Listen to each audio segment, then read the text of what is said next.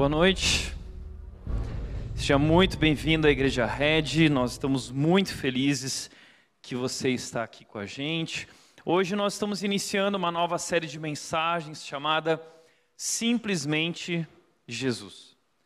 Por que esse tema? Porque estamos próximos da Páscoa. A Páscoa é um momento muito importante para nós que somos cristãos. É a maior festa da tradição cristã, da fé cristã.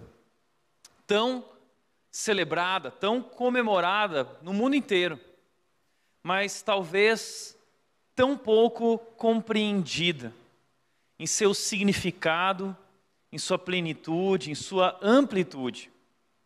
Aliás, não somente a Páscoa é desconhecida em seu verdadeiro significado, mas também aquele que está por trás da Páscoa, a pessoa de Jesus. Tão conhecida, tão falada, tão tatuada. Jesus Cristo está na boca de todo mundo. O mundo inteiro diz acreditar em Jesus. Mas será que será que as pessoas, será que esse mundo realmente conhece quem é Jesus? Essa série é sobre isso.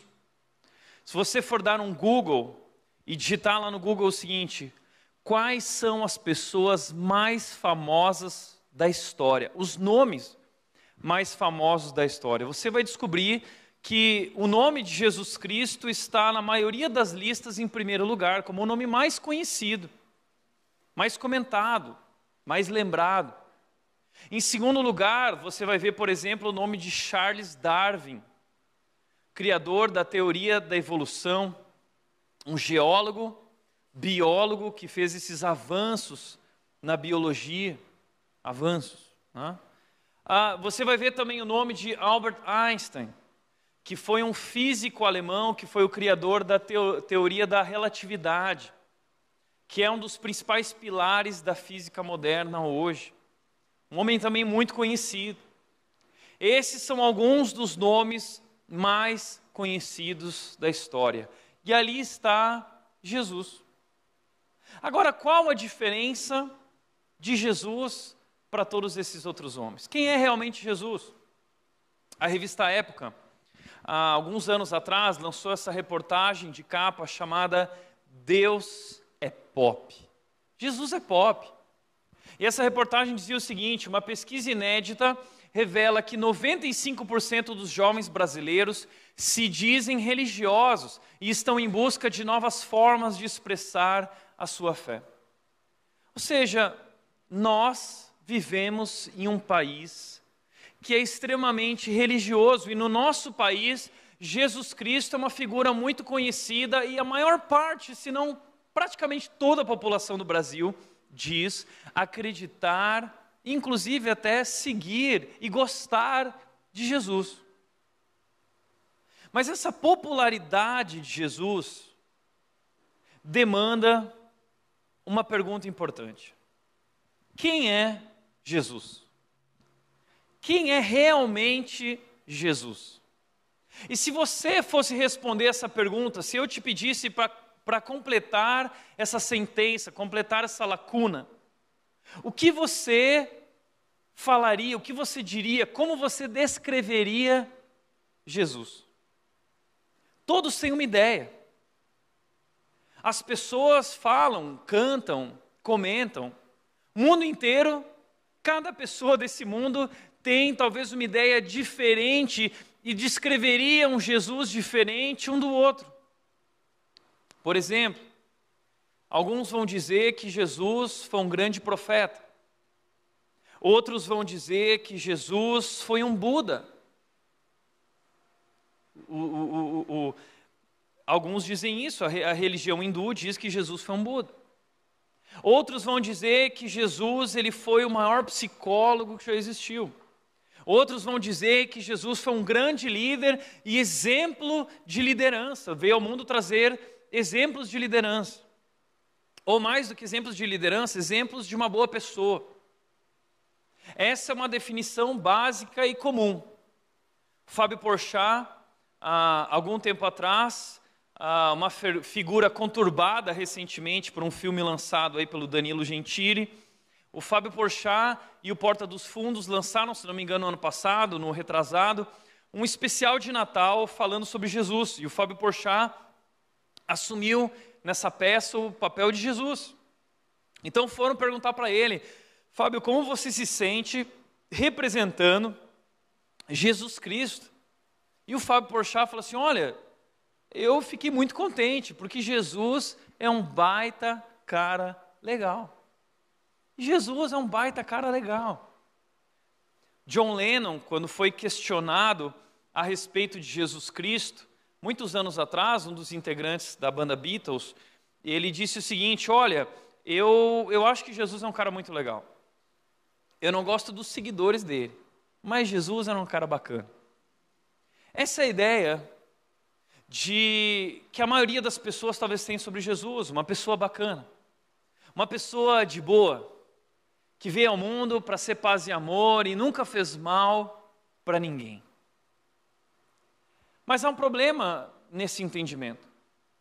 Porque, como disse o escritor Tim Keller, Jesus não foi apenas um cara legal que fez o bem no mundo. Você não crucifica caras legais, você crucifica ameaças. A pergunta que eu tenho para fazer é a seguinte: se Jesus era realmente um baita cara legal, por que ele foi crucificado? Por que crucificaram Jesus? Por que ficaram tão incomodados com a presença de Jesus?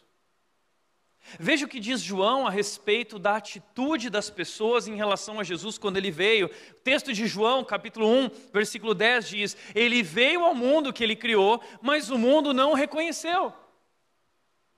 Não reconheceram quem ele era. Por que não reconheceram? Sabe por quê? Porque tinham uma ideia a respeito dele. Tinham concebido uma ideia em sua mente, em sua imaginação, e essa ideia não correspondeu ao fato. Quando Jesus veio ao mundo, ele era muito diferente daquilo que eles imaginaram, então não reconheceram. O Jesus que eu imaginei, o Messias que eu imaginei, o Deus que eu imaginei, não é assim. Então o que aconteceu? Eles rejeitaram, veio ao seu próprio povo e eles o rejeitaram. Por quê? Porque não correspondia à ideia que eles tinham de Deus. E esse é o problema. A nossa série é sobre isso. Porque existem hoje muitas ideias a respeito de Deus, a respeito de Jesus, e talvez essas ideias não correspondam a quem ele realmente é de fato. E o grande perigo disso é você hoje viver um relacionamento com a ideia que você tem de Jesus. A ideia que você tem de Deus, mas não o próprio Deus. Não simplesmente Jesus, mas a ideia que você tem de Jesus. Mas a ideia que você tem de Jesus não é Jesus. Por isso essa série é uma série sobre revelar a verdadeira identidade de Jesus. Quem ele realmente é. E o que ele veio fazer aqui na terra. Quem é Jesus? Mas nós vamos partir de um ponto de partida que é a Bíblia. Nós não vamos aqui partir do eu acho que, porque é aí que mora o perigo. Eu acho que... Bom, nós vamos partir da revelação bíblica. A Bíblia é sobre Jesus, ela é um livro que aponta para Jesus, de Gênesis a Apocalipse, do início ao fim é sobre Jesus. Nós vamos olhar para a Bíblia, mas vamos olhar especialmente para o Evangelho de João. Porque João diz que havia uma ideia e essa ideia não correspondeu ao fato. Então nós precisamos aprender com João qual é a ideia certa. E ele disse o seguinte: eu vou escrever um livro para trazer quem é realmente Jesus, muito além das suas ideias e achismos. E ele disse lá no final do evangelho dele, ele disse o seguinte: estes, porém, esses fatos que eu registrei estão registrados para que vocês creiam que Jesus é o Cristo, o Filho de Deus, e para que crendo nele tenham vida pelo poder do seu nome. João decidiu escrever o evangelho dele para que nós possamos entender quem realmente é Jesus. Tiago, como eu posso conhecer Jesus? Uma das principais maneiras de você conhecer Jesus é através da sua palavra. E na Bíblia, a palavra de Deus, existem 4 livros que nós chamamos de evangelhos, que são livros a respeito de Jesus, quem ele era, o que ele fez e por que ele fez. Nós temos 4 evangelhos. Nós temos Mateus, temos Marcos, temos Lucas e temos João. Cada um deles foi escrito por um autor diferente, de uma perspectiva diferente, com um propósito diferente, para um público diferente. Mateus, por exemplo, escreveu para os judeus, falando sobre o rei dos judeus.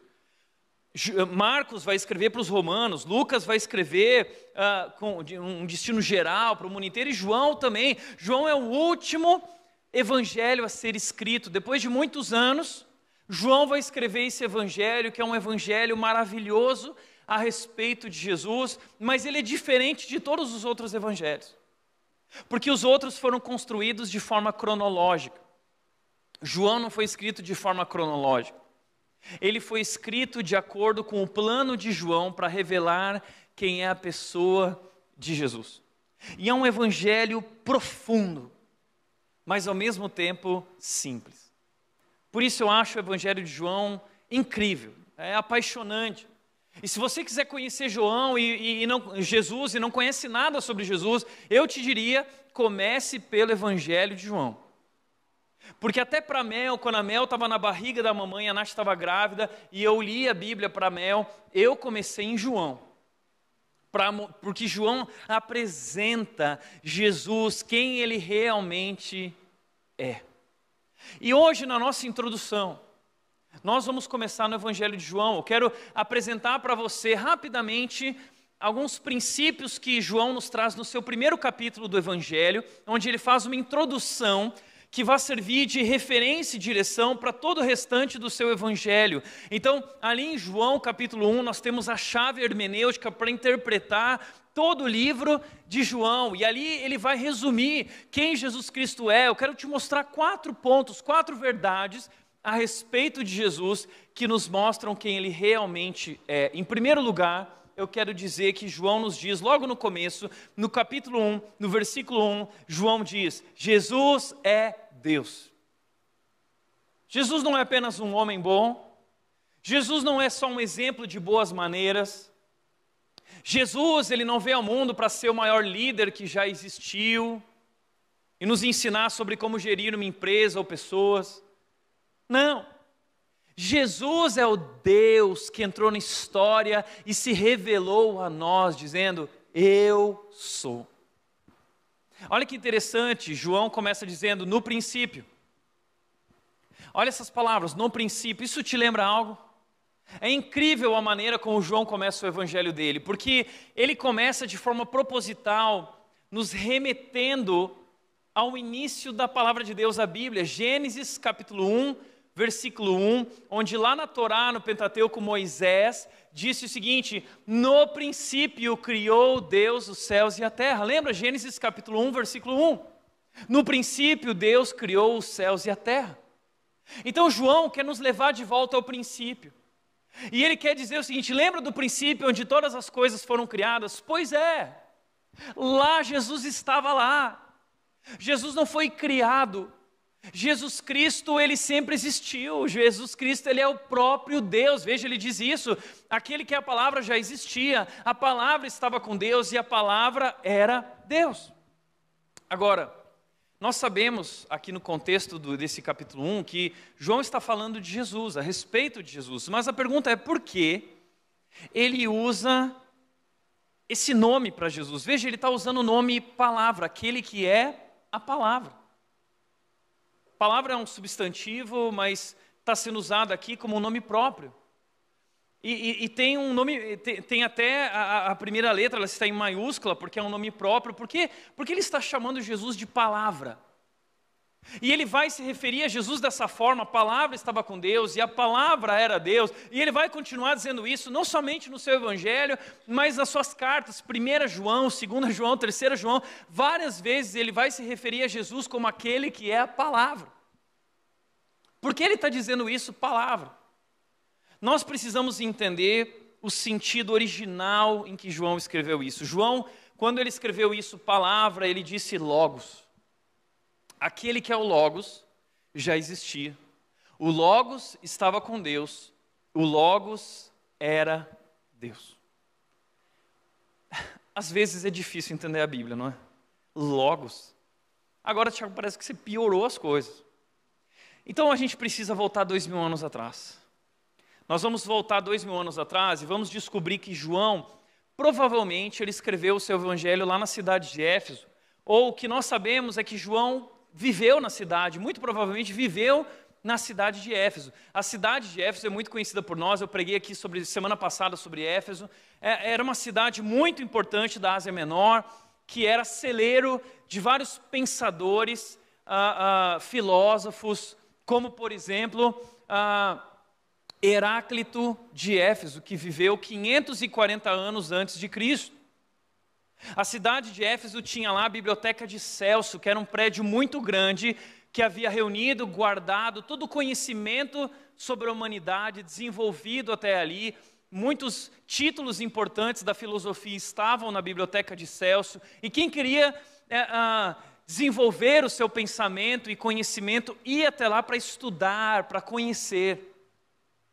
E um dos títulos que havia lá era Heráclito de Éfeso, um homem, um filósofo importante da cidade de Éfeso, que desenvolveu um conceito chamado Logos.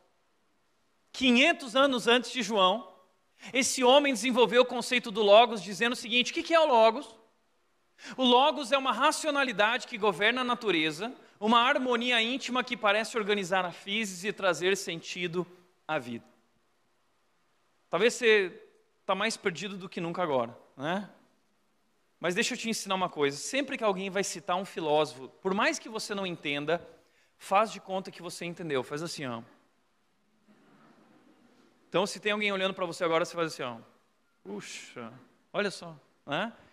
Deixa eu te explicar isso aqui. O Logos é uma racionalidade que governa a natureza. O que significa isso? Heráclito, ele faz uma ruptura com o pensamento filosófico até aqui. Porque até aqui os filósofos e grandes pensadores, eles partiam para tentar entender a origem da humanidade, o significado e sentido da vida, a partir dos mitos que foram desenvolvidos, os mitos dos deuses do Olimpo e tantos outros mitos que existiam, frutos da mera imaginação humana. E haviam muitas loucuras. Então Heráclito decidiu romper com tudo isso e usar a razão.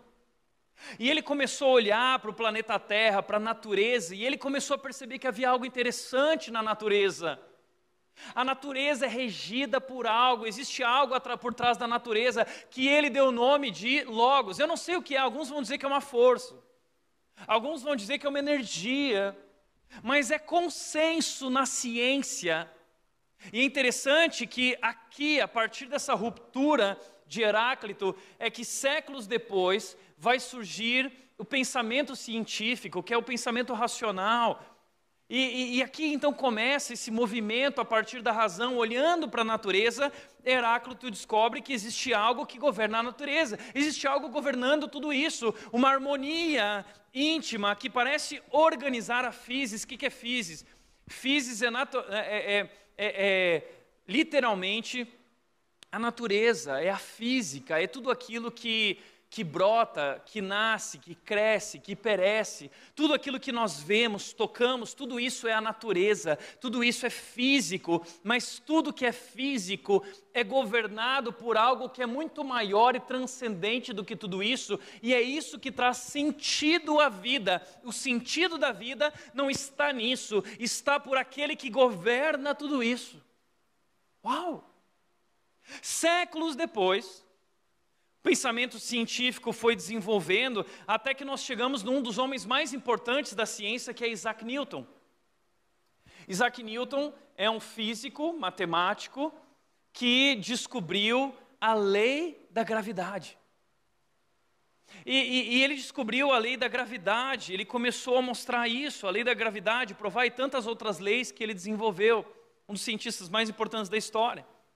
E ele disse o seguinte: a gravidade que eu desenvolvi, a lei da gravidade que eu percebi, explica o movimento dos planetas, explica tudo isso, mas não pode explicar Quem colocou os planetas em movimento? E sabe que Isaac Newton também era teólogo, um cientista cristão.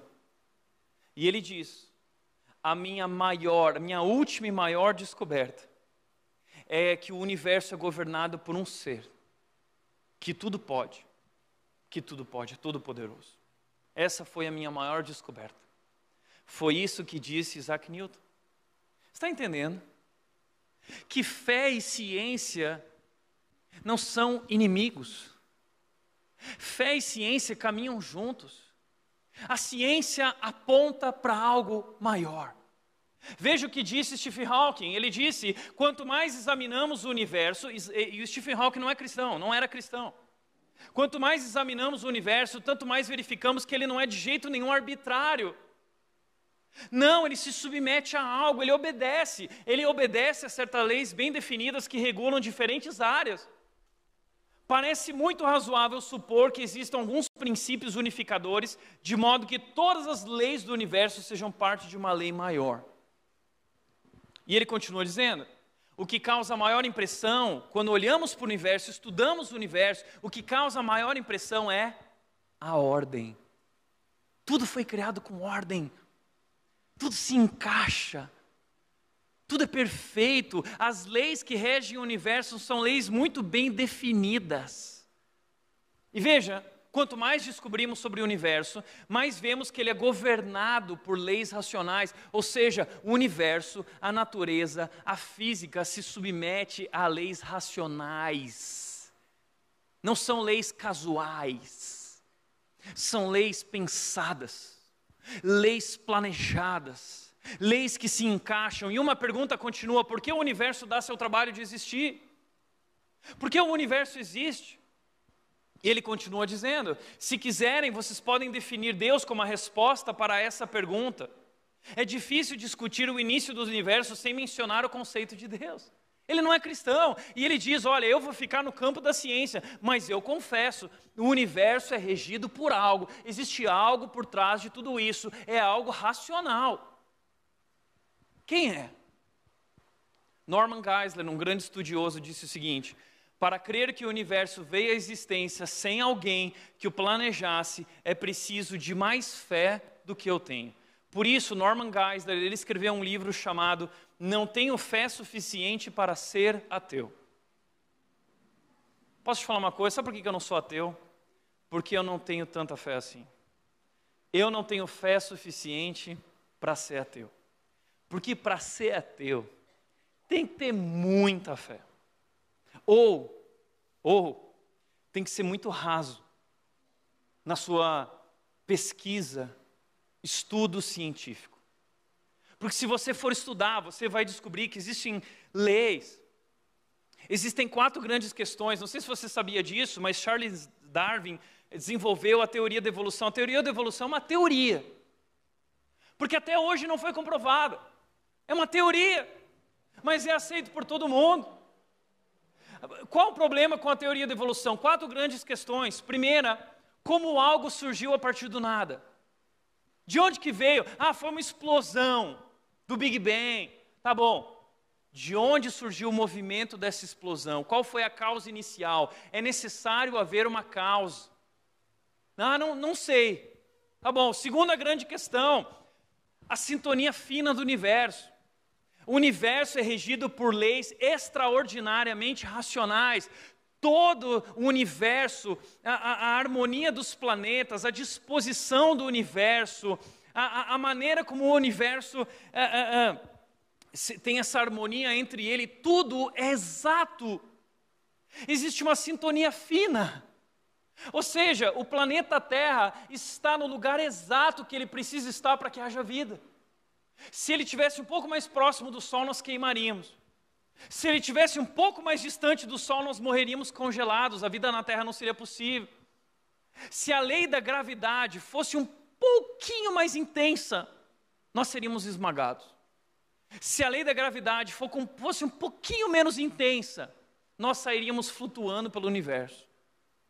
E se você começar a pesquisar as leis que regem o universo, tudo é extremamente matemático e racional, e há um encaixe perfeito, uma harmonia perfeita entre todas essas leis. O planeta Terra está na posição exata com relação à Lua. A Lua, ela gira em torno da Terra na disposição certa para que hajam as 4 estações, verão, inverno, primavera e outono. Tudo é perfeito. Terceira questão, o design intencional, ou seja, os cientistas olhando para tudo que foi criado, eles percebem que é um design intencional em toda a natureza, em todos os animais, nas plantas, no ser humano, o homem e a mulher que geram filhos, a maneira como um filho é gerado dentro do útero de uma mulher, tudo é perfeito. E a maior descoberta da ciência, o código genético. Quando chegaram lá no DNA, olharam para o DNA e falaram assim, não é possível. Isso aqui não é fruto do acaso. Existe algo por trás de tudo isso que criou, que fez, não é possível. Tudo é perfeito, tudo se encaixa. É maravilhoso demais. Mas aí alguns vão dizer, não, fruto do acaso, coincidência. Puxa vida, que baita explicação, uma coincidência. É como aquela história do caminhão. O caminhão estava andando em alta velocidade na estrada, quando o piloto do caminhão ele perdeu o controle, perdeu a direção, e ele bateu em alta velocidade em uma barreira e causou uma grande explosão. E pegou fogo, e havia ferragens, destruiu tudo. E aí os bombeiros chegaram, começaram a apagar o fogo, e apagaram tudo, de repente, no meio do fogo, no meio das ferragens, havia um bolo de chocolate com brigadeiro derretido por cima e com cerejas, lá no meio das ferragens. E todo mundo ficou assim, uau, olha só isso, que fenômeno. Pois bem, precisamos de alguém que explique esse fenômeno. E vieram várias pessoas dando opiniões, até que uma pessoa se levantou e disse, olha, eu tenho uma teoria. Fale. E ele disse, olha, minha teoria é a seguinte, esse caminhão era um caminhão de suprimentos, era um caminhão de alimentos. Havia farinha, leite, havia chocolate em pó. E sabe o que aconteceu? Tinha algumas formas lá embaixo. E aí o caminhão em alta velocidade, a farinha caiu da prateleira. Abriu o saco de farinha, caiu na quantidade certa. E aí o chocolate em pó caiu da outra prateleira. O leite também pulou lá dentro na quantidade certa, né? E aí o leite condensado foi aquecido até que ele se tornou brigadeiro e plum, ele pulou e ele foi jogado por cima do bolo depois que ele foi aquecido na temperatura certa, pelo tempo correto. Aí depois disso o brigadeiro se deu o direito de eu vou pular lá também, pulou lá e foi derramado, e as cerejas, eu também quero participar da festa, e as cerejas foram lá e bum, e aí todo mundo olhou para aquilo e falou assim, uau, essa teoria é incrível. E aí veio uma outra pessoa e falou assim, o seguinte, não, eu não concordo com essa teoria, sabe por quê? Não é possível. Eu tenho uma outra teoria, qual é? A minha teoria é que existe um confeiteiro muito bom, maravilhoso, que sabe fazer bolo, e ele fez o bolo combinando tudo isso, e esse bolo está aqui, foi preservado. Aí o pessoal olhou e falou assim, não, que absurda a sua teoria, que absurdo. Essa é a diferença entre a teoria da evolução e a teoria da criação, do criacionismo.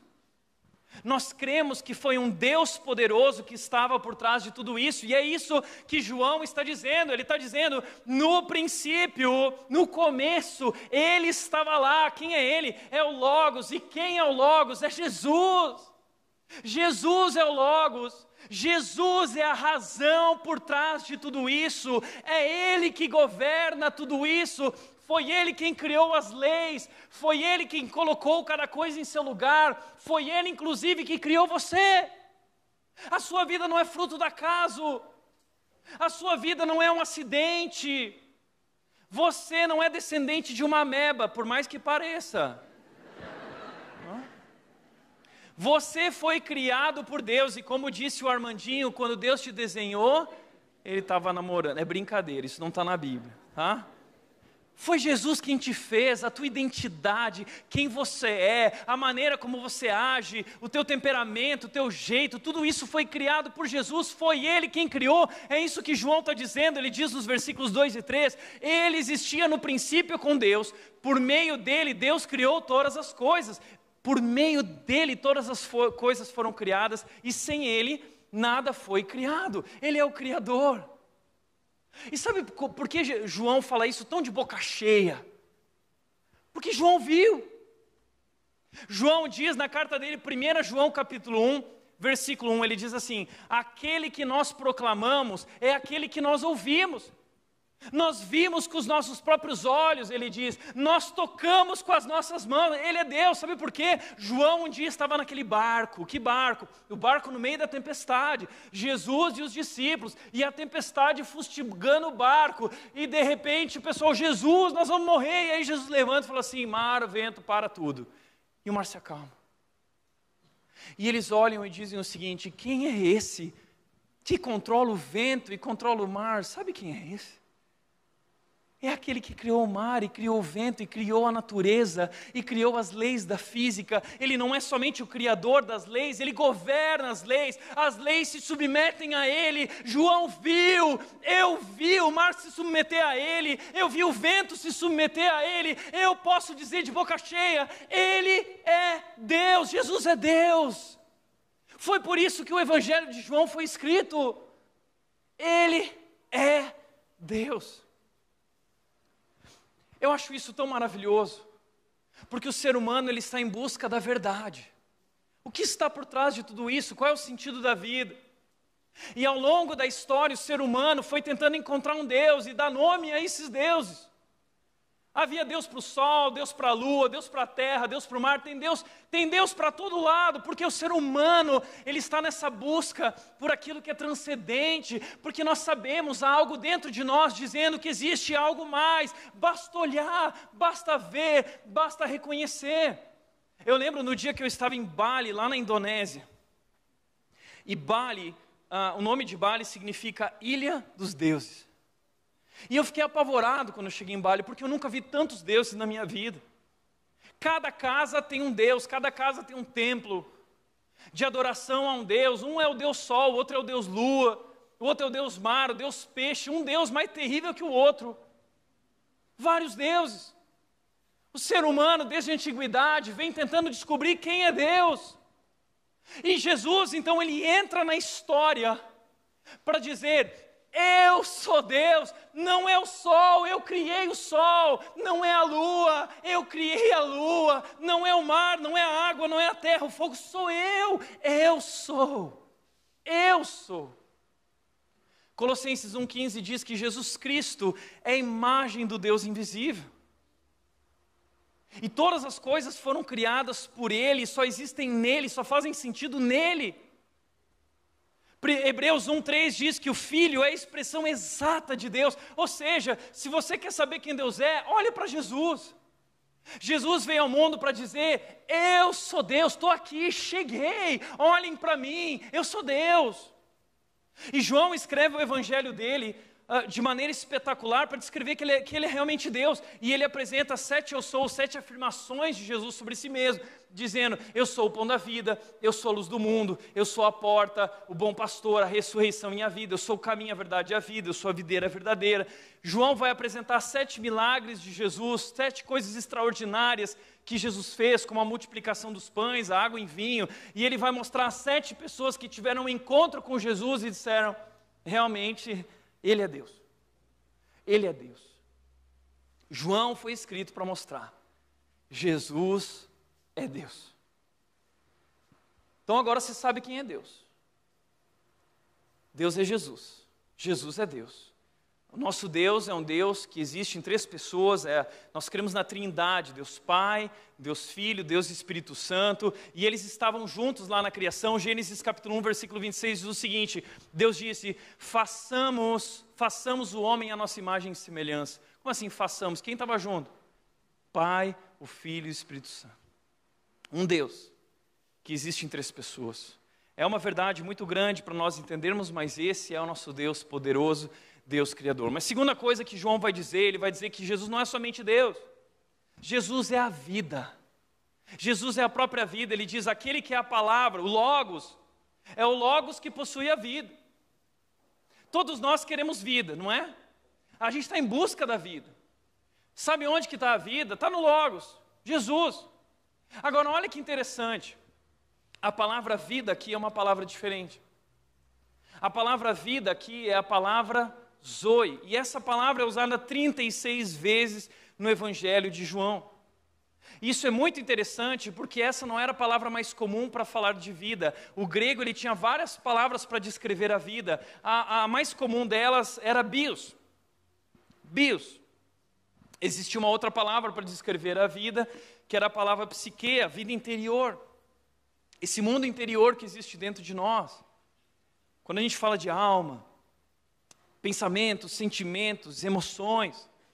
Sabia que até hoje a ciência não conseguiu comprovar de onde que vêm os pensamentos? A ciência até hoje não conseguiu comprovar. Acredita-se que é o cérebro, mas não conseguiu. Existe um mundo interior dentro de nós. Existe uma psique. Mas existe uma terceira palavra, um uso em comum, que é Zoe. E por que João está usando a palavra Zoe? Porque ele está falando de uma vida diferente. E a melhor definição para nós entendermos essa vida, talvez é João capítulo 10, versículo 10, que diz, eu vim para lhes dar vida, vida Zoe.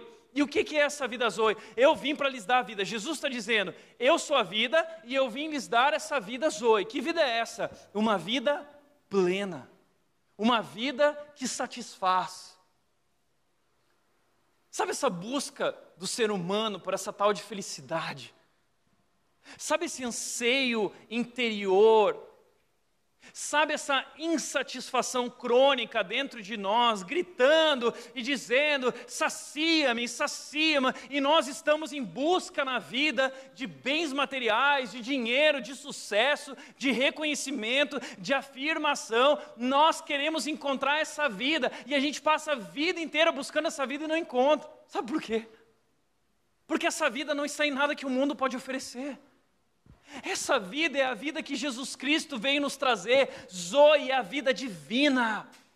Zoe é a vida que vem de Deus, é a verdadeira vida. João algumas vezes vai usar essa palavra como vida eterna. É uma vida maior, é uma vida melhor, é uma vida realmente cheia de significado. Como Davi disse no Salmo 23, o meu cálice transborda. Esse transbordar é Zoe. É uma vida abundante. Algumas traduções vão dizer o seguinte, eu vim para que vocês tenham vida em abundância. Quando Jesus estava diante daquela mulher no poço, a mulher samaritana, aquela mulher tinha sua busca em relacionamentos fracassados.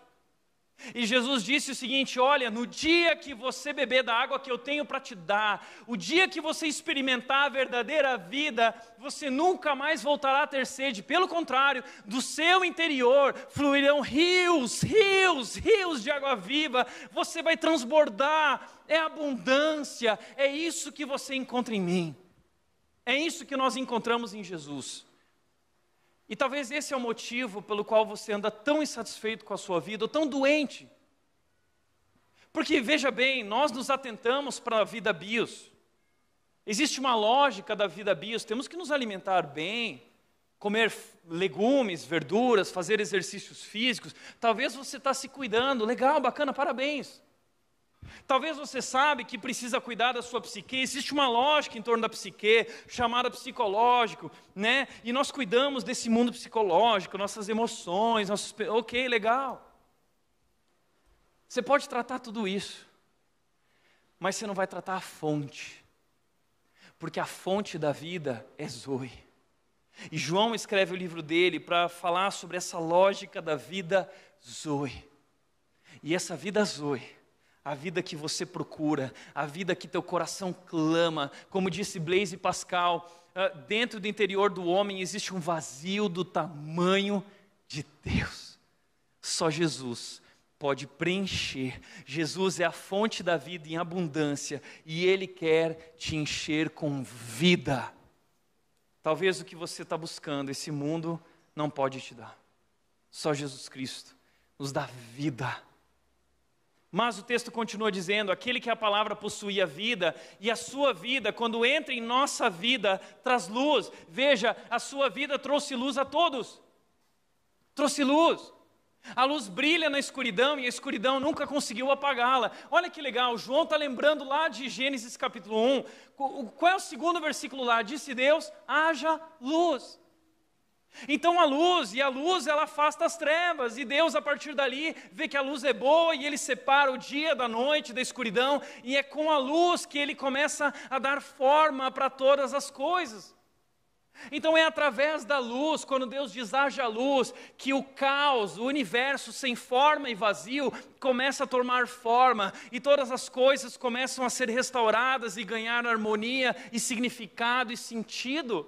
É a partir da luz. E talvez esse é o motivo pelo qual você anda tão perdido. Talvez sua vida está como estava o universo antes de Deus dizer haja luz. Sua vida está ao caos, sem forma, vazia, sem significado.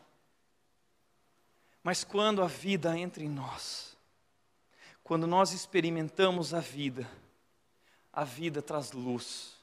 E quando Jesus Cristo entra em nossa vida, Ele diz, haja luz. E então a luz de Cristo dissipa a escuridão.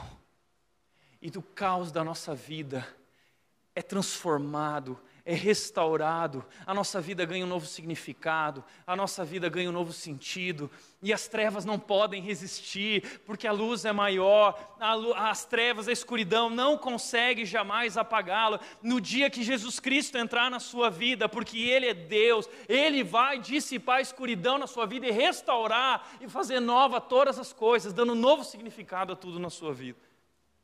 Ele é vida, Ele é luz que dissipa a escuridão. Mas terceiro lugar, terceira verdade que João nos mostra no capítulo 1, introdução, ele diz, Jesus se fez carne. Ele diz assim, a palavra, o Logos se tornou ser humano. O Logos não é só uma força, o Logos não é uma energia, o Logos não é uma energia boa, não, o Logos é uma pessoa. E Ele veio ao mundo, Ele se tornou ser humano, Ele se tornou carne e osso. E como João disse lá, ele diz o seguinte, eu vi, eu toquei, Ele se fez carne e osso. O Deus vivo veio habitar entre nós, Ele se revelou a nós. Porque não sabíamos quem Ele era, e Ele veio dizer, sou eu sou o caminho que vocês procuram, eu sou a verdade que vocês procuram, eu sou a vida, sou eu, olha para mim. Se você quer saber quem Deus é, olha para mim, é isso que Jesus disse, olha para mim. Carne e osso, Deus veio ao mundo, se revelar a nós. E por que Ele veio fazer isso? E de que forma Ele fez isso? Interessante que o Deus Criador, o Deus que governa o universo, o Deus a quem nós devemos prestar contas por nossa vida, porque todos nós somos criados por Ele, o universo se submete a Ele, o vento, o mar obedece a Ele, mas então Ele vem e entra na história. O infinito, o transcendente, Ele entra nesse espaço finito, Ele se torna imanente, e Ele veste pele humana, Ele veste pele humana e Ele se esvazia, Ele deixa temporariamente a sua glória para estar entre nós. E Ele vem mostrar o quê? Jesus veio nos mostrar o seguinte, se você quer encontrar Deus, não busque Deus no mundo das ideias, busque Deus no mundo das relações. Eu estou aqui, eu desci, eu estou aqui. E aí Jesus Cristo, diz Filipenses capítulo 2, versículo 6, diz o seguinte, embora sendo Deus, Ele não considerou o fato de ser Deus, Ele se esvaziou. Ele se esvaziou do fato de ser Deus, e Ele assumiu a forma humana. Imagina quão humilhante é para Deus, o Criador, se esvaziar e se fazer humano como a gente, simples como a gente, comum como a gente. Assumiu a forma humana e se fez servo. Ele veio nos servir. Como assim? Que Deus é esse? É por isso que João vai dizer, ele era cheio de graça. Sabe por quê? Porque todos os deuses concebidos pela mente humana ao longo da história eram deuses truculentos, eram deuses violentos, eram deuses sanguinários. Se você não lhes agradasse, eles te aniquilavam. O Deus Todo-Poderoso que governa o universo entra na história em forma humana para me servir, para te servir, trazendo uma única mensagem. E a mensagem dele é: eu te amo. Eu te amo. E João 13, João vai dizer: porque Deus amou tanto, Deus amou tanto, tanto o mundo, tanto, que Ele deu, Ele entregou seu único Filho, Ele enviou seu único Filho, para que todo aquele que nele crê tenha vida, tenha zoe. Ele entrou na história cheio de graça. Ele não veio nos condenar, diz João 3,17, Ele veio para nos salvar. Ele não veio apontar o dedo na nossa cara dizendo vocês são pecadores. Ele veio para nos restaurar, sabendo quem somos, cheio de verdade. Ele não cobrou de nós, Ele pagou o preço. Ele vem em verdade e graça, porque Ele nos acolhe, Ele nos recebe, não por aquilo que nós fizemos, mas por aquilo que Ele vai fazer na cruz. Então Ele vem e Ele toca em quem não era tocado. Ele vai até os leprosos. Quando mulher não podia falar em público com um homem, Ele fala com a mulher. Ele quebra todos os conceitos e todas as ideias erradas que haviam sobre Deus, dizendo: esse Deus que vocês conceberam não existe. Eu sou outro Deus, eu sou o Deus de toda graça, o Deus de todo amor, eu sou todo amor. E o amor se fez carne, o amor se manifestou a nós. Esse é o amor, esse amor encarnado. Jesus Cristo é amor, Deus é amor. E João vai dizer, em 1 João 4,8 ele diz: aquele que não ama, não conhece a Deus, porque Deus é amor. Eu vi, Ele é amor. Ele amou aquela prostituta, Ele amou a mulher adúltera, Ele amou todos os tipos de pecadores, Ele amou todas as pessoas. Ele entrou no mundo das pessoas e deixou as pessoas entrarem no mundo dele. É ali que nós encontramos Jesus, não é no mundo das ideias, é no mundo das relações. Jesus está aqui entre nós. E se você quer encontrar Deus, então vai encontrar uma pessoa. Que pessoa? Aquela pessoa que você precisa perdoar, ou aquela pessoa para quem você precisa pedir perdão. É ali que Jesus está, porque o caminho de Jesus é o caminho do amor. Não é o caminho do mais inteligente, não é o caminho de quem tem o melhor conceito sobre Deus. Não, o caminho de Jesus é o caminho do amor, é o caminho do serviço, é o caminho do perdão. Deus está no mundo das relações e não no mundo das ideias. Ele veio mostrar: eu sou Deus, eu estou aqui, eu amo vocês e eu quero transformar a vida de vocês. Uma pessoa recentemente contou a sua história dizendo que ela colocou como meta, alguns anos atrás ela colocou como meta o seguinte: eu quero ser como Jesus. E naquele ano aquela pessoa passou por uma experiência de traição com o melhor amigo. Fui traído. Eu fiquei tão triste, até o dia que eu percebi que aquela era a resposta para a minha oração, porque Jesus foi traído, e ali eu tive a chance de ser como Jesus e perdoar aquele que me traiu. Esse é Jesus que entra na história cheio de graça, e nós vimos a glória de Deus. Qual é a glória de Deus? É Jesus em graça e verdade. Que Deus é esse? Que Deus é esse? Ele veio à terra dizer que nos ama e nos aceita. Como Ele nos aceita, apesar de quem somos, pecadores, desobedientes. Essa é a quarta verdade de João. Ele nos aceita. Antes disso, existe esse livro, Mais que um Carpinteiro. Presta atenção, nós estamos vendendo esse livro ali hoje na saída. O que é esse livro? Esse livro foi escrito pelo Josh McDowell. E o Josh McDowell foi um homem que entrou na universidade e ele começou a questionar Deus. Ele não acreditava nesse negócio de cristianismo, e tinha um grupo de cristãos ali, ele fez amizade com aquela turma, e aquela turma virou para ele: Josh, você precisa conhecer a Deus, você precisa se render a Jesus. E o Josh disse: para com isso, parem de tentar me convencer com essas ideias ridículas sobre Deus, sobre Jesus, pois nós estamos num ambiente acadêmico, precisamos conversar sobre coisas mais profundas, coisas mais intelectuais. E aí essa moçada disse para ele o seguinte: então, Josh, nós te desafiamos, se você acha que crer em Jesus não é algo intelectual e profundo, não é verdadeiro, então nós te desafiamos, prove-nos que Ele não é o Filho de Deus, e que Ele não existiu, ou não era quem dizia ser, prove-nos. E o Josh, cheio de orgulho, ele disse: eu vou provar. E ele começou a estudar e mergulhou nos livros, abandonou um período da faculdade para poder se dedicar a isso. Ele pesquisou tudo. E sabe o que aconteceu depois de tudo? Ele se rendeu a Jesus Cristo. Ele disse: é Ele, é verdade. E ele escreveu um livro reunindo todo o estudo dele, mais que um carpinteiro.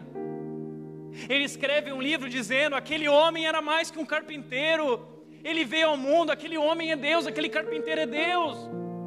E ele escreve dizendo o seguinte, capítulo 13, o capítulo mais importante do livro, ele encerra o livro dizendo isso: ele mudou minha vida. E veja o que ele diz: preciso dizer, Jesus Cristo transforma vidas. O cristianismo não é uma religião, não é um sistema, não é um ideal ético, não é um fenômeno psicológico. O cristianismo é uma pessoa, Jesus Cristo, cujo negócio é transformar vidas. Entenda isso, a verdade do cristianismo não é uma ideia, não é uma crença. A verdade do cristianismo é uma pessoa, é Jesus Cristo. Ele é pessoa, Ele está aqui, Ele quer ter um relacionamento comigo e com você. E a partir desse relacionamento, o Josh foi transformado. E ele conta: ele mudou minha vida. E ele conta uma das experiências. Ele diz: havia um homem que eu odiava acima de todos, meu pai, mas o amor de Deus entrou em minha vida de maneira tão poderosa que fui esvaziado de todo o ódio. Porque quando a luz de Cristo entra na nossa vida, Ele dissipa a escuridão, Ele dissipa o ódio, Ele dissipa tudo que existe dentro de nós, e Ele restaura novamente, Ele faz novas todas as coisas, trazendo um novo significado. E o Josh disse que ele foi até o pai e perdoou o pai, e o pai conheceu a Cristo e se rendeu a Cristo. O Josh conta no livro dele que ele foi abusado dos 6 aos 13 anos por um amigo da mãe dele, que cuidava dele, dos 6 aos 13 anos, 7 anos de abuso. E o Josh, quando conheceu Jesus, entendeu. Ele foi inundado pelo amor de Deus, e ele entendeu que ele precisava perdoar o abusador. E ele foi até o abusador e ele disse: olha, o que você fez foi errado, mas eu te perdoo, porque eu conheci um amor que restaurou a minha vida e trouxe novo significado na minha vida, apesar do que você fez. Eu conheci uma mulher na nossa igreja que foi abusada pelo pai na sua infância. Talvez essa é a sua história também, talvez você carrega marcas. E ela disse: Tiago, a minha vida inteira foi um lixo por causa daquilo. Na minha adolescência, eu não sabia quem eu era, até o dia que eu conheci Jesus e o amor dele. Jesus transformou minha vida e dissipou todo o lixo que havia na minha vida. E o amor de Jesus me fez voltar na direção do meu pai. Eu fui até meu pai, que da igreja, e ela perdoou, a moça da igreja perdoou o pai. Pai, eu te perdoo, apesar do erro que você cometeu, eu te perdoo. O pai dela conheceu a Cristo e o relacionamento deles foi completamente restaurado. Sabe por quê? Porque é isso que acontece quando Jesus entra na nossa vida. Ele restaura tudo. Ele transforma o caos, Ele dissipa a escuridão e Ele traz harmonia. Quando a palavra dele diz haja luz, então a luz, a harmonia e tudo é feito novo. É isso que é Zoe, é uma nova vida, vivo novo. Em Cristo todas as coisas são feitas novas. Ele é gente, Ele se fez carne, Ele transforma vidas. Ele quer ter um relacionamento com você. Alguns anos atrás eu tive o privilégio de conhecer o irmão Medi. Pregamos na mesma conferência. O irmão Medi é um muçulmano que conheceu Jesus e hoje é pregador do Evangelho de Jesus. Hoje de manhã eu dei oi para uma voluntária, a Aline, que está servindo aqui entre nós hoje como voluntária. A Aline é de uma família muçulmana, cresceu num ambiente muito difícil, mas um dia ela conheceu Jesus e hoje está aqui, servindo Jesus, porque Jesus transformou a vida dela. E o Mehdi, ele é muçulmano, filho da maior autoridade religiosa do Marrocos, maior autoridade religiosa do Marrocos, família real. O Mehdi é um príncipe, ou era um príncipe até então, bilionário, de uma maneira que nós não somos capazes de entender, gente que anda de helicóptero, aquela loucura. E ele estava fazendo o mestrado dele, até que o tutor dele virou para ele e disse o seguinte: olha, eu quero que você combata o cristianismo, você vai usar o Alcorão para combater o cristianismo. Então, eu vou te liberar. Eles não têm acesso à Bíblia, eles liberaram, recortaram lá o livro de Lucas. Estude o livro de Lucas e rebata o cristianismo. O Mehdi começou a estudar, mas ele conta que enquanto ele estudava, aquelas palavras começaram a se tornar tão verdadeiras, e ele começou a sentir uma presença.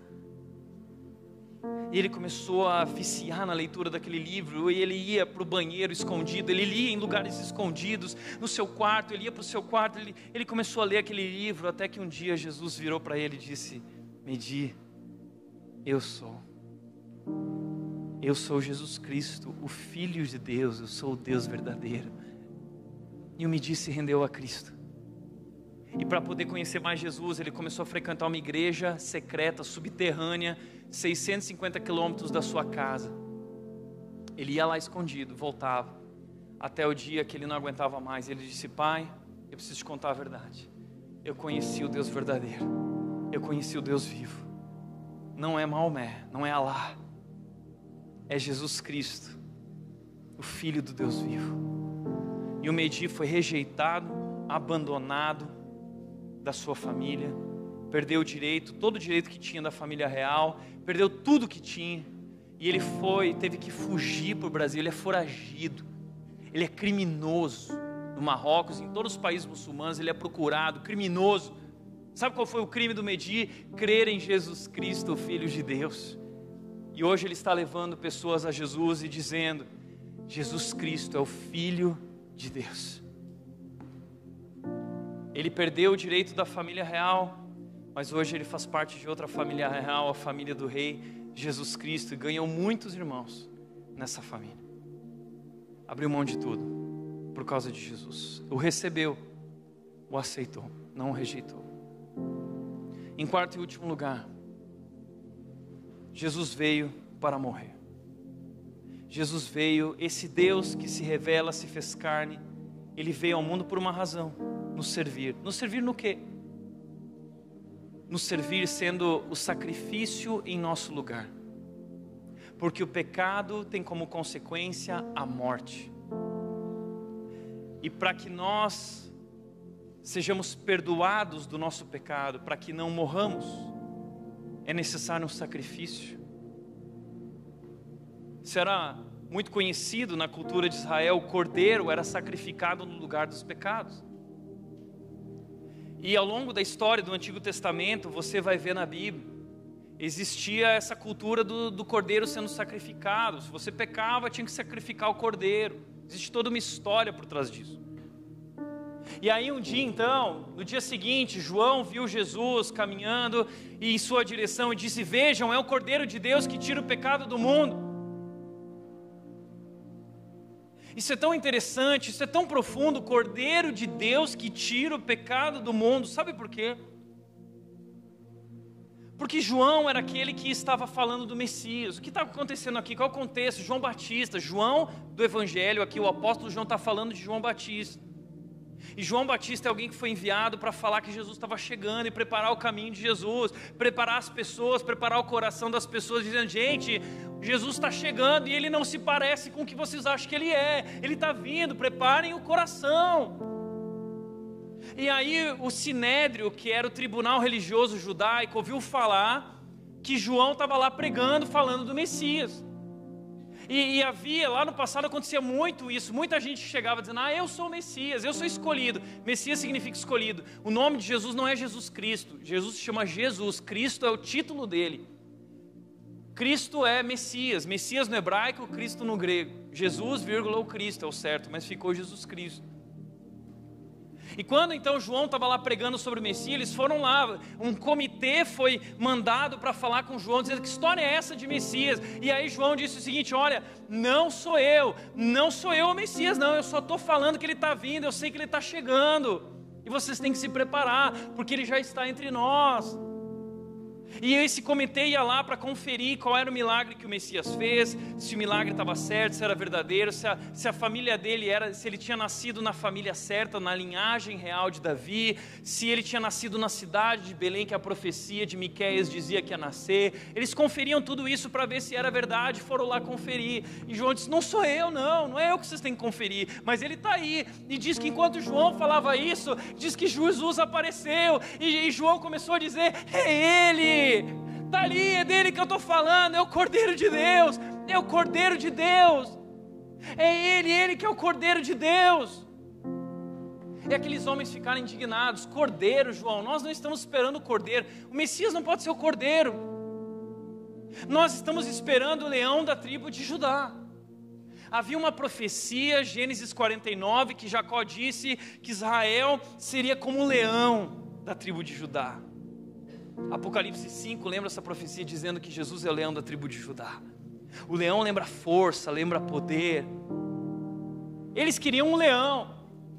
E João está dizendo assim, não, mas ele é o Cordeiro. Por que o Cordeiro? Porque ele é o Cordeiro que tira o pecado do mundo, porque essa era a lógica de Israel. Entre nós e Deus há um Cordeiro. O Cordeiro, ele é a morte do Cordeiro que nos poupa do juízo e da ira de Deus. Entre nós e Deus há o Cordeiro, eles sacrificavam cordeiros, havia o templo, haviam sacerdotes e sumos sacerdotes, e você ia com sua família até lá, pagava o preço pelo cordeiro, eles sacrificavam o cordeiro e diziam, está perdoado. O que eles não tinham entendido é que todos esses cordeiros, na verdade, eram símbolo, eram uma sombra que apontava para aquele que estava por vir, o verdadeiro Cordeiro, Jesus Cristo, Filho de Deus, que entraria na história para oferecer um sacrifício permanente, um sacrifício perfeito, que seria para todos os homens e nunca mais precisaria ser feito outro sacrifício. Acabou! João está dizendo para eles, ele está vindo, é o Cordeiro, e vocês vão perder o emprego, porque vocês não vão mais sacrificar, porque ele vai pagar o preço por toda a humanidade, e ninguém mais vai precisar pagar pelo Cordeiro, ninguém vai mais precisar pagar para ser agradável a Deus, ninguém mais precisa ir para a Aparecida caminhando, não, ninguém precisa ir lá falar com o padre, ninguém precisa falar com o pastor, porque ele vem pagar a conta, ele vai pagar o preço por todos os pecados. E ele veio, e ele derramou seu sangue como cordeiro, sangue que perdoa todos os pecados. Ele pagou a conta pelos teus pecados, todos os teus pecados, não há nada mais que precisa ser pago, foi pago, a tua conta com Deus está paga, e através de Jesus Cristo, agora você pode ter um relacionamento com Deus, é por isso que ele disse, eu sou o caminho, a verdade e a vida, ninguém vai ao Pai a não ser por mim, eu vou oferecer um sacrifício, e através do que eu fiz, você agora pode ter vida, e pode se relacionar com o Deus do universo. Então quando Cristo morreu naquela cruz, o véu do templo foi rasgado. Jesus Cristo, quando passou na frente do templo, ele disse, eu vou destruir esse templo e eu vou criar um templo novo. Agora meus adoradores me adorarão em qualquer lugar, em espírito e em verdade. Nós não precisamos mais de nenhum aparato religioso para adorar a Deus. Jesus Cristo já fez tudo o que precisava ser feito como Cordeiro de Deus. Mas não era esse Messias que eles queriam. Eles queriam o Messias como uma autoridade política, leão, força, poderoso. Por quê? Porque eles estavam vivendo debaixo do domínio e jugo romano. Eles estavam sofrendo, vivendo dias de sofrimento, de angústia, de dor, de pobreza. E eles queriam um homem que viesse como Moisés, da estatura de Moisés, um libertador, que viesse libertá-los dessa escravidão. E quando Jesus vem, Jesus é muito pequeno, Ele não é esse libertador, Ele não pegou na espada, Ele não matou ninguém. Eles queriam um Deus que fizesse eles voltarem àquele esplendor de Israel, como havia na época de Davi. Por isso, quando Jesus entra em Jerusalém, Mateus 21:9, Jesus está entrando e o povo está dizendo: Hosana, bendito é o filho de Davi. É o rei que vai resgatar o esplendor. Mas naquela semana, o rei foi açoitado, foi cuspido e foi crucificado. E aí Pilatos estava lá com Barrabás, e Jesus disse: quem vocês querem que eu solte? Agora a multidão que gritou Hosana, agora grita Barrabás. Por quê? Porque Barrabás era uma autoridade política, era um homem, chefe de um partido brutal que lutava contra o Império Romano. Estava preso, foi liberto. E Jesus foi preso. E lá na cruz de Jesus, a condenação de Jesus estava lá. Sabe qual foi a condenação de Jesus? Estava escrito assim, a condenação dele: Rei dos Judeus. Rei dos Judeus. É uma zombação. Está aí o rei de vocês. O rei de vocês, ele anda em jumentinho. O rei de vocês, nós batemos no rei de vocês, nós zombamos do rei de vocês, nós crucificamos o rei de vocês, e ele não fez nada. Esse é o rei de vocês que nasceu em Nazaré. Pode vir alguma coisa boa de Nazaré? João capítulo 1:46, Natanael falou: pode vir alguma coisa boa de Nazaré. Simples. Não estudou em Stanford, não estudou em Harvard. Esse é o Deus de vocês, esse é o rei de vocês. Israel disse: não, esse não é nosso rei, não. Nosso rei é maior, esse é muito pequeno. Eles o rejeitaram. E ele foi crucificado, mas ele tinha que ser crucificado.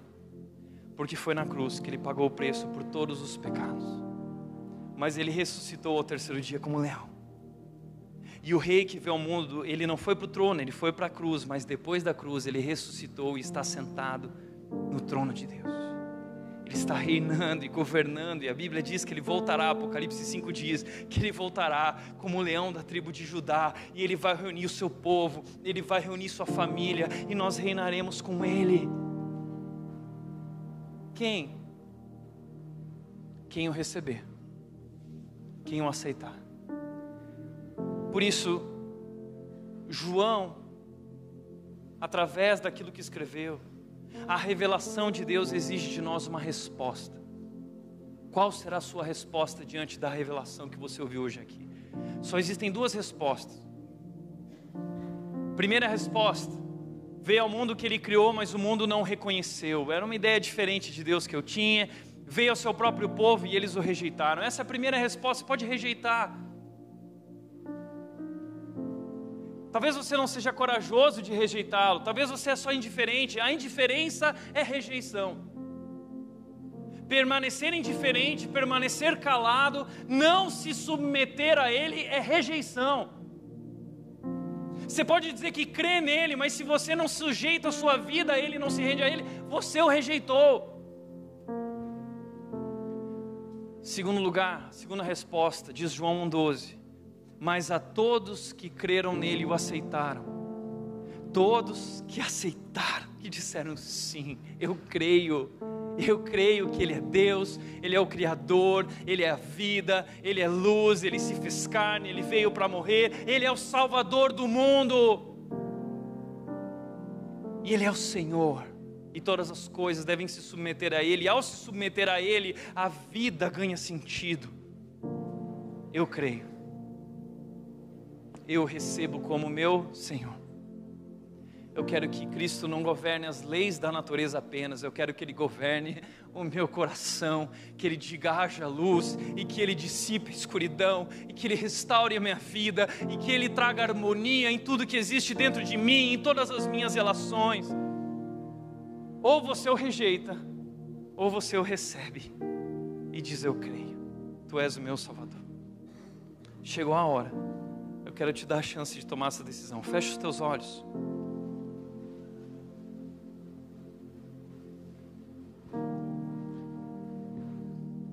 Eu vou fazer um momento agora aqui que é para aqueles que nunca talvez tinham ouvido essa verdade e nunca tomaram uma decisão dizendo: eu creio. Eu vou convidar pessoas que querem tomar uma decisão com Jesus e recebê-lo como seu Salvador e Senhor. Eu quero te convidar a ficar de pé. Você que quer tomar uma decisão com Jesus e dizer: eu creio, eu o recebo, eu aceito. Eu quero te convidar a ficar de pé. Você que quer tomar essa decisão, fica de pé. Eu quero te convidar a fazer uma oração. Nós vamos fazer uma oração. Fica de olho fechado, todo mundo de olho fechado. Se você quer tomar essa decisão, fica de pé. Eu quero te convidar a fazer uma oração. O texto diz: mas a todos que o receberam. Eu quero te dar a chance agora de receber. Se você quer tomar essa decisão, fica de pé e faça essa oração, dizendo: Jesus Cristo, eu creio que Tu és o Filho de Deus. Tu és o próprio Deus que entrou na história para me salvar. Tu és o Cordeiro de Deus que tira o pecado do mundo. Cristo, tira o pecado da minha vida, me salva. Eu quero te receber nessa noite, Jesus, como meu Salvador, como meu Senhor. Entra na minha vida e diga: dentro de mim haja luz. Dissipa na minha vida a escuridão. Seja Senhor sobre todas as áreas da minha vida e restaure a minha vida. Em nome de Jesus. Em nome de Jesus. Amém. Amém.